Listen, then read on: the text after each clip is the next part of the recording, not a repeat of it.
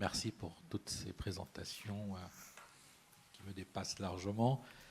Ma question pour Karine, peut-être pour faire le lien. Je ne vais pas parler de seule maison schémateuse, mais tu avais dit que les lymphocytes B dans les tissus, le lupus, etc., avaient un profil particulier.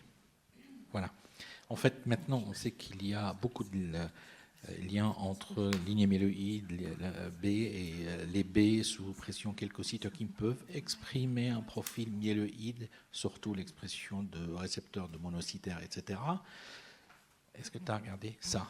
Pourquoi je pense à ça? Parce que tout simplement, c'est que je me suis toujours posé la question, pourquoi les CAR-T dans le lupus marchent mieux que les autres immunothérapies anti-B, par exemple? Peut-être parce qu'on touche ces cellules qui auraient des caractéristiques B ou macrophagie qui peuvent générer des dégâts tissulaires. Je ne sais pas. Alors, vraiment, nous, ce qu'on va faire dans le projet qu'on a là, c'est vraiment justement de regarder le crosstalk B macrophage, puisque finalement, on a l'intérêt de pouvoir travailler les deux volants donc, en réponse au CSM. Donc ça, c'est évident que c'est la question qu'on va poser maintenant. Et c'est plus facile de la poser, pour le coup, dans des modèles murins où on a accès à d'autres choses que le sang, qui est sans doute pas le meilleur endroit pour regarder mécanistiquement, j'entends ce qui se passe. Ensuite, dans le lupus, ce qui est assez clair aussi concernant les CAR-T, c'est là, je ne vais pas rentrer là-dedans, mais ce qu'on voit très bien, c'est cette population qui est issue de ces cellules double neg extrafolliculaires. Donc dans les B, il y a quand même deux grandes voies.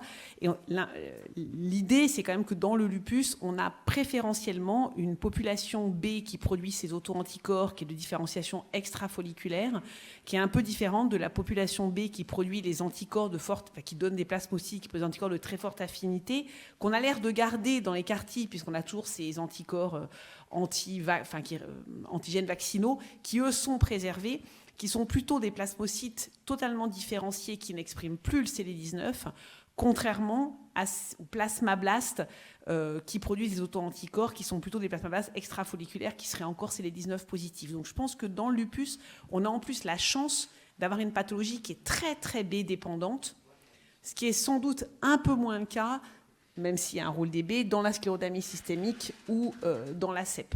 Donc je pense que ça, c'est aussi l'une des raisons. Mais par le coup, sur le crosstalk B macrophage, c'est vraiment une question très spécifique qu'on a dans la sclérodermie systémique et à laquelle j'espère qu'on va répondre en allant regarder aussi dans les tissus, c'est-à-dire aussi dans le poumon, dans la peau, ce qu'on ne capte pas chez les patients chez qui on n'a pas accès à ce type de tissu. Mais je ne sais pas si tu veux compléter, mais... Non, je suis d'accord. Puis il y a aussi ce point peut-être quand même dans le lupus, c'est moins certain que les macrophages médient les lésions tissulaires en fait. Alors que dans la sclérodermie, on pense vraiment que le macrophage, lui, c'est un des acteurs de dommages tissulaires.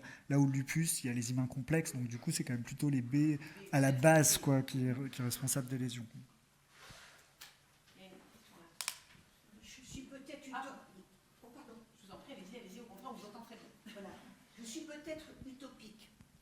Que faire quand on associe 3 maladies auto-immunes? Est-ce qu'il y a un espoir qu'un jour, il y ait, par thérapie cellulaire, la guérison des 3 maladies à la fois qui sont liées à un gène HLA particulier chacune? Alors, d'abord sur la question de la génétique. Aujourd'hui, ce qui est très très clair, c'est qu'il y a un fond génétique qui va favoriser la survenue d'une maladie auto-immune, mais c'est ni suffisant ni nécessaire pour développer la maladie. Donc c'est probablement pas à cause du HLA. Le premier point, c'est que le HLA, c'est un facteur, c'est le terreau, mais si vous voulez, c'est pas la terre qui donne les... Voilà, c'est ça. Et ensuite, c'est toute la question qui se pose actuellement, justement, d'étudier ces maladies toutes ensemble. Il y a même un projet national qui est développé sur le sujet. Alors, Laure, tu voudras en toucher 2 mots, mais justement qui cherche à trouver quels sont les facteurs communs à toutes ces maladies-là pour imaginer éventuellement une cible thérapeutique en thérapie cellulaire ou autre d'ailleurs, pour essayer de trouver, comme vous le dites, des traitements qui seraient efficaces de la même manière sur plusieurs maladies et donc, a fortiori, sur plusieurs maladies en même temps. Alors c'est quelque chose qu'on essaye de faire en France, c'est pas quelque chose qui est totalement nouveau. Je pense notamment au travail de Chris Buckley en Angleterre, qui sont des centres entiers qui se sont montés sur cette question-là, qui est quelles sont l'éventualité de communautés de mécanismes entre eux des maladies auto-immunes qui, comme ça décrites, semblent avoir aucun lien en termes de manifestations cliniques. Donc c'est vraiment aujourd'hui, je pense, le champ important de réflexion dans ces domaines qui devrait nous amener, on peut l'espérer, que ce soit encore une fois par thérapie cellulaire ou par d'autres, à avoir des thérapeutiques qui sont transpathologie. Et ce projet français, il s'appelle Transcend ID, justement avec l'idée de transcender ces différences, ces cloisonnements qu'on peut avoir, y compris d'ailleurs éventuellement dans la prise en charge et chez les spécialistes cliniques de ces maladies, sur des choses qui sont beaucoup plus transversales. Et c'est des concepts qui existent déjà dans certaines thérapies ciblées. Vous prenez par exemple la maladie de Crohn, la polyarthrite rhumatoïde et la spondylarthrite ankylosante. Dans ces 3 maladies qui, a priori, n'ont pas grand-chose en commun, un des traitements qui fonctionne, c'est les anti-TNF-alpha. Donc, vous avez déjà ce concept-là qui existe, donc ce n'est pas nouveau. Mais après, maintenant, encore faut-il l'étendre à d'autres maladies pour rendre service à d'autres patients. Bonjour, ma question s'adresse au professeur Laure Michel. Dans l'essai que vous allez lancer, est-ce qu'il y aura un groupe placebo? Et quelle est l'origine des cellules que vous allez injecter? Non, du coup c'est une phase 1, donc c'est une étude de tolérance, donc tout le monde va recevoir des ASC. C'est des cellules souches mésenchymateuses dérivées du tissu adipeux, allogéniques. Voilà, qui vont être produites chez un donneur sain, en fait.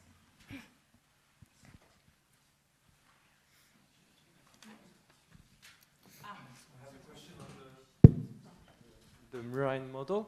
Have you an explanation for the lack of efficacy of unprimed, not activated MSC in this model? And have you tried other type of activations? Because we showed that MSC could be efficient in the HOCL model.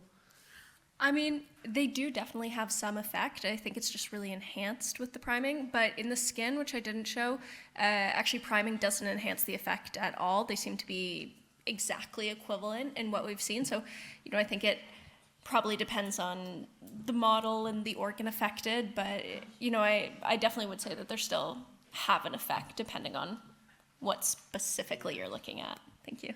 That's right, and that's what we saw in the model in the skin. Mm-hmm. There was no difference. Thank you. Okay, I think we have no more time, unfortunately. Donc on close cette session. On remercie tous les orateurs. Et